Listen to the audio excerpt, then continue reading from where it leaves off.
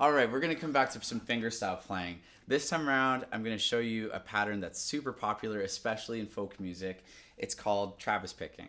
So Travis picking is named after a man named Merle Travis. So Merle Travis was this American folk player who would play in this style a lot and eventually just kind of became known for that, so people called it Travis picking. I'm not sure when that really picked on, but it's named after him. And there's a lot of variations to it. So I'll show you a couple variations of Travis picking today, and just to kind of get you in that way of playing. There's so many other things you can add to it, and you'll hear it in music, how they change it up. I'll show you what I'm talking about. Travis picking is where we start by outlining our bass as an even play. So like you want to have nice and 1, 2, 3, 4.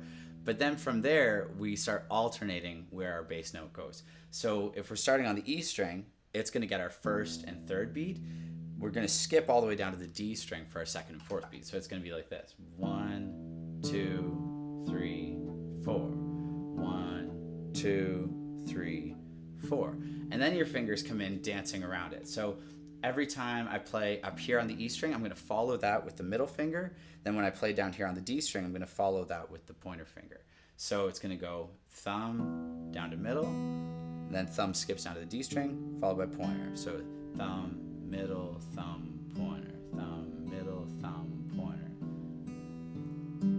And all the while, think of your beat. So every time your thumb plays, it's on the beat. Every time your fingers are playing, it's your off beat. So it's going 1 and 2 and 3 and 4 and 1 and 2 and 3 and 4 and. From there, we're going to change up our first beat. Instead of it going thumb followed by middle, we're going to play them together. So the first beat is going to have this hang time of the notes together, and then you just wait till your second beat and go 2 and 3 and 4 and. So everything else will stay the same. So first beat was thumb and middle together, then we skip down to the D string and go 2 and, so thumb pointer.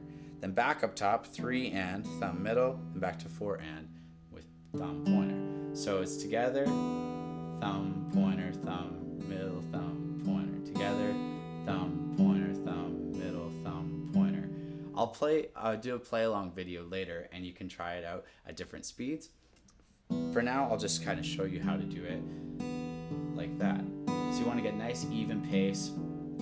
Whatever speed is good for you. Again, the play along video might be helpful so you can gradually build up your speed. From there, we'll do the exact same thing, but our thumb's going to start on the A string. So it's still going to go down to the D string for the second and fourth beat, but now our first and third beat will be on the A string.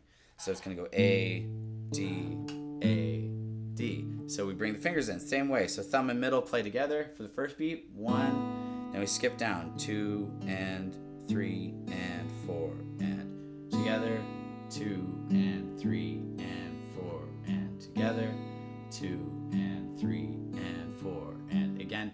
Don't worry about keeping up with me. This is more just to show you how to do it, and you can go at whatever pace is good for you. When we get to the D string, there's options here. Most people would simply bounce on the D string the whole time. So instead of alternating strings, it would just bounce on that string. But then you get guys like Johnny Cash who like to still keep that alternating bass going.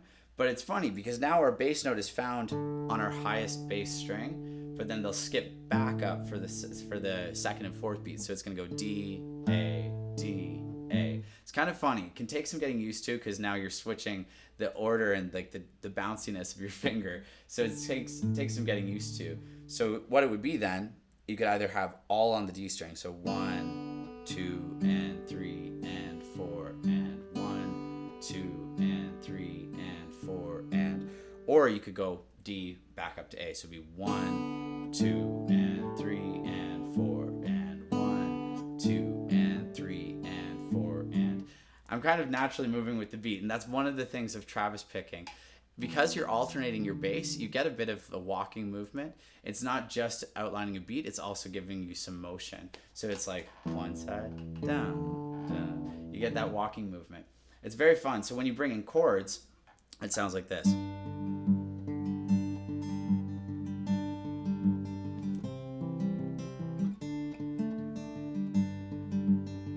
And as you get comfy, this is actually a really easy pattern to speed up once your fingers kind of get used to where they're supposed to go. You probably hear that. You've probably heard that in songs. Examples of that would be like Dust in the Wind. It's just a lot of Travis picking. Or Pearl Jam's Just Breathe. Like,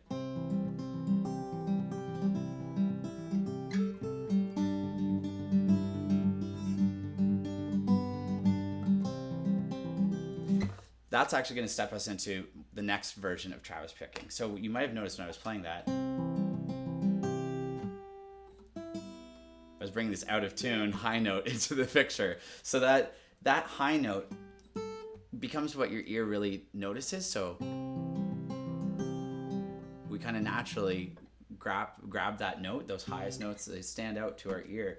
And my ring finger was playing that. So I was doing my pattern like normal, but throwing in the ring finger to highlight a different high note. It's a really great thing about Travis picking. You can kind of tweak it based off the notes you want to hit. So what I'm going to do, I'll go back to just open strings. Same pattern that we did before. So thumb and middle together, then thumb skips down, thumb, pointer, thumb, middle, thumb, pointer. That's what we were doing before. Now I'm going to alternate and bring in my ring finger. Maybe I'll try, you can make up so many different versions. I'm going to bring in the ring finger after the third beat. So it's going to go just like normal, thumb and middle, then thumb, pointer, thumb, ring, thumb, pointer. Getting exciting.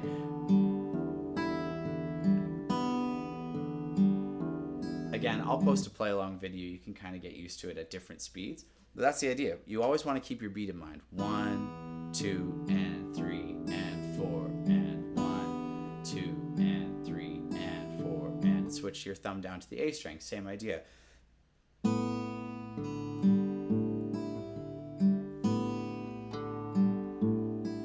And now just to the D string.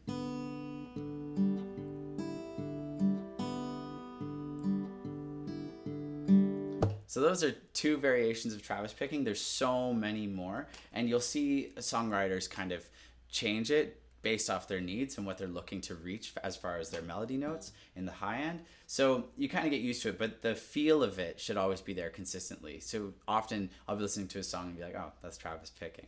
And you're going to start hearing it more and more. It's cool. So you want to get used to it and get like that movement, like I was saying, that walking motion. You want to feel that when you're playing this. And again, as you feel it more, it's just going to be easier to spot in songs.